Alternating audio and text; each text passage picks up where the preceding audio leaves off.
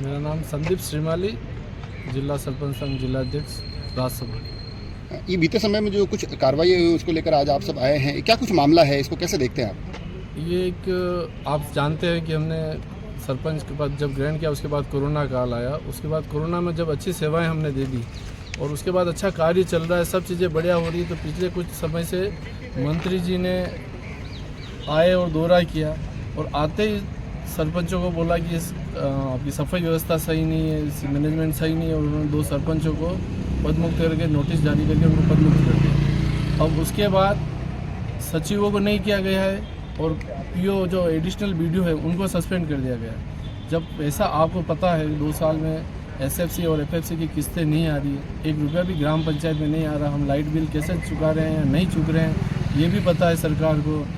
हरिजनों को जो पैसे देने पड़ते सफाई कर्मियों को वो पैसे हमारे पास नहीं है। पेयजल की व्यवस्थाओं का मैनेजमेंट कैसे करना है, गर्मी माथे आ रही है, त्यौहार अभी निकले हैं, तो कैसे हम मैनेजमेंट करें। और आते ही आप किसी भी रास्ते पे चलते हो और 2 सरपंच 3 सरपंच 4 सरपंच जो मिलेगा उसको सस्पेंड करते जाओगे। हमें ये तय करना पड़ेगा कि अब हमें इस पद पे आप मुख्यमंत्री जी कह रहे प्रशासक बनाओ, सरपंचों को प्रशासक बनाए और मंत्री जी निकलते जा रहे हैं, सस्पेंड करते हुए जा रहे हैं। जब यहाँ तो आप किस्तें दो तो मैनेजमेंट सही हो।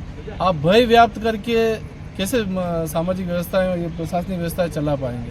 तो इसके लिए हम आज माननीय जिलाधीश महोदय से मिलने आए हैं। जब से सरपंचों को प्रशासक नियुक्त किया गया उसके बाद कई ऐसे मामले आए जिसमें अलग अलग कारणों से प्रशासकों को पदमुक्त किया गया है, मगर ये जो इस बार विषय आया जिसमें कि सफाई को कारण बताया है जी, ये अपने आप में एक ऐसा विषय है कि ऐसा लगता है कि हो सकता है कि इसको लेकर एक नाराजगी अलग तरीके से सरपंच में देखी जा रही है, प्रशासकों में देखी जा रही है। आप देखिए कि जब कोई भी काम होगा तो रिसोर्सेज होते हैं उसको काम करने के लिए। जब रिसोर्स होता है मेन सबसे रोल होता है फंड का। जब फंड नहीं है तो फंक्शन कैसे होगा, फंक्शनरीज कहाँ से लाएंगे। तो तीनों चीज़ों में समावेश कैसे करा बताओ। जब फंड ही नहीं है हमारे पास, पैसा आप नहीं दे रहे हो, किस्तें हमारी बकाया चल रही 2-2 3-3 साल की, एसएफसी की 2 किस्तें बाकी, 2 साल की किस्तें बाकी, एफएफसी की 2-2.5 साल की किस्तें है ना, और बांसवाड़ा, डूंगरपुर और राजसमंद तीनों जिलों की किस्तें अभी नहीं है।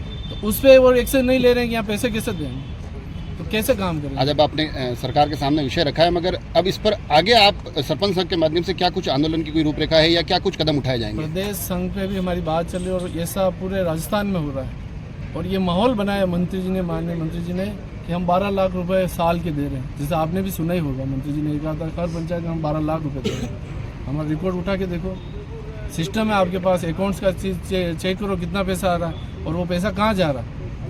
हम वही जनता के बीच में पैसा आ नहीं रहा है। हरिजनों की 6-6 महीने की सैलरी बाकी सफाई कर्मियों की, तो कैसे हम व्यवस्था चलाएगा। तो ये प्रदेश संघ से भी बात चल रही है। उन्होंने भी कहा है पहले डिमांड यहाँ करो, नहीं होगा तो हम प्रदेश स्तर तक भी इसको आंदोलन में यहाँ बात रखने में, प्रदेश प्रतिनिधि मंडल भी हमारा, वहाँ के जो मंत्री है, चीफ सेक्रेटरी महोदय हैं, उन सब से भी वार्ता कर रहे हैं।